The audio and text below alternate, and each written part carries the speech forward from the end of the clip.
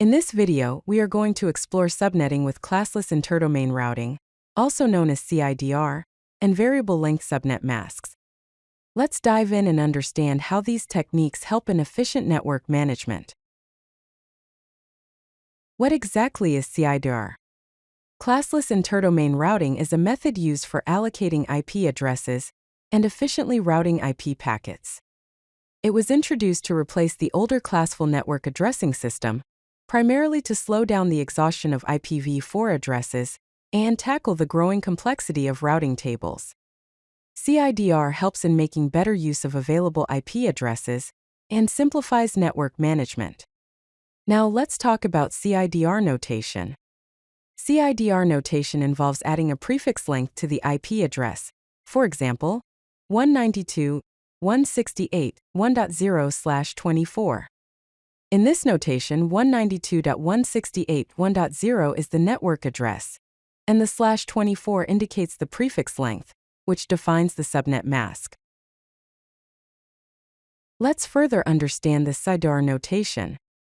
The prefix length, like /24, tells us how many bits are used for the network portion of the IP address. In the binary representation, the network bits are fixed for all hosts within the network, while the host bits can vary for each device. Taking /24 as an example, the binary representation shows 24 ones for the network part and 8 zeros for the host part. Some common CIDR prefixes include /24, which corresponds to a subnet mask of 255, 255, 255.0, and provides 254 hosts. /25 has a subnet mask of 255, 255, 255, 128, supporting 126 hosts. /26 gives you a subnet mask of 255, 255, 255, 192, accommodating 62 hosts. Similarly, /27 has a subnet mask of 255, 255, 255, 224, allowing for 30 hosts, and /28 provides a subnet mask of 255, 255, 255, 240, supporting 14 hosts. Now let's explore how to calculate subnet masks from CIDR notation and determine the number of available hosts. To convert a CIDR prefix to a subnet mask, you set the first n bits to 1, where n is the prefix length, and the remaining bits to 0, then convert the binary representation to decimal. For example, for /24, the binary is all ones up to the 24th bit, followed by zeros, which translates to a decimal subnet mask of 255.255.255.0. To calculate the number of available host addresses in a subnet, you use the formula. Available hosts equals 2 to the power of 32 minus prefix, minus 2. The reason for subtracting 2 is because the first address is the network address, and the last address is the broadcast address. For example, with /24, you get 2 to the power of 32 minus 24 minus 2, which equals 2 to the power of 8 minus 2, giving you 256 minus 2, which equals 254 hosts. Let's go through a practical subnetting example, where we divide a /24 network into 4 equal subnets. Start with the /24 network, 192.168.0/24, which has a subnet mask of 255, 255, 255.0, and 254 available hosts. To create 4 equal subnets, you need to borrow 2 bits from the host portion, resulting in 2 squared equals 4 subnets. The new prefix length becomes /24 plus 2, which equals /26, and the new subnet mask is 255, 255, 255, 192. The subnet size is calculated as 2 to the power of 32 minus 26, giving you 2 to the power of 6, which equals 64 addresses per subnet. This setup results in 4 subnets, the first being 192.168.0/26, with a usable range from 192.168 to 192.168.62, and a broadcast address of 192.168.63. The second subnet is 192.168.64/26, the third is 192.168.128/26, and the fourth is 192.168 and 192/26, each with their respective usable host ranges and broadcast addresses. Let's discuss Variable Length Subnet Masks, or VLSM.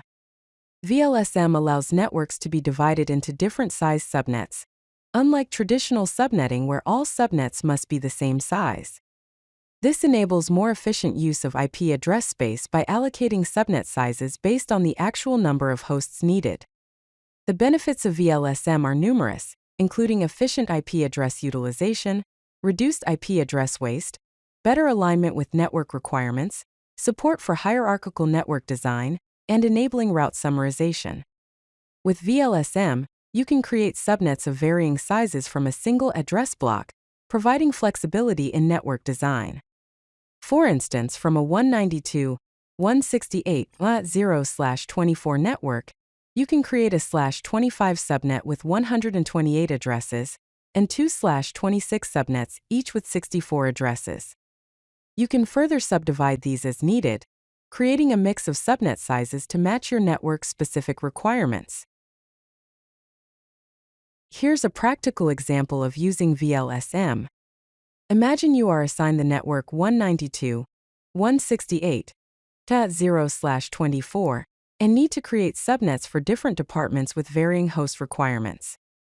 The engineering department needs a subnet for 100 hosts, sales need a subnet for 50 hosts, management needs a subnet for 25 hosts, and the IT department needs a subnet for 10 hosts. A VLSM solution would allocate a /25 subnet, 192.168.0/25, for engineering providing 126 hosts. A /26 subnet, 192.168.128/26, would be assigned to sales accommodating 62 hosts. Management would get a /27 subnet, 192.168.192/27, with 30 available hosts, and IT would receive a /28 subnet, 192.168.224/28, supporting 14 hosts. This tailored approach ensures efficient use of IP addresses, with each department getting the right size subnet for their needs. Let's explore supernetting and route summarization. Supernetting is the opposite of subnetting. It combines multiple networks into a single larger network advertisement. It's also known as CIDR aggregation or route summarization. The benefits of supernetting include reducing routing table size, improving routing efficiency, decreasing router CPU and memory usage, and simplifying network management. For example, instead of advertising multiple routes individually, such as 192.168.16.0/24, 192.168.17.0/24, 192.168.18.0/24, and 192.168.19.0/24, you can summarize these into a single route of 192.168.16.0/22. To calculate the summary route, you convert to binary, find the common prefix bits, count the common bits, and express the result in CIDR notation. Let's go over some best practices for CIDR and subnetting. Always plan ahead and allocate address space based on current and future needs. Document everything to keep detailed records of your IP addressing scheme. Utilize VLSM to allocate subnet sizes based on actual requirements. Implement route summarization to reduce routing table size and improve efficiency. Reserve address space for future growth, and align your subnets with security zones for better network protection. There are several useful subnetting tools available, such as IP subnet calculators, CIDR charts, IP address management or IPAM tools, and mobile subnet apps. Effective subnetting with CIDR is a fundamental skill for network engineers that enables efficient, scalable, and manageable network designs. If you like this video, hit that like button and don't forget to subscribe. Visit codelucky.com for more such useful content.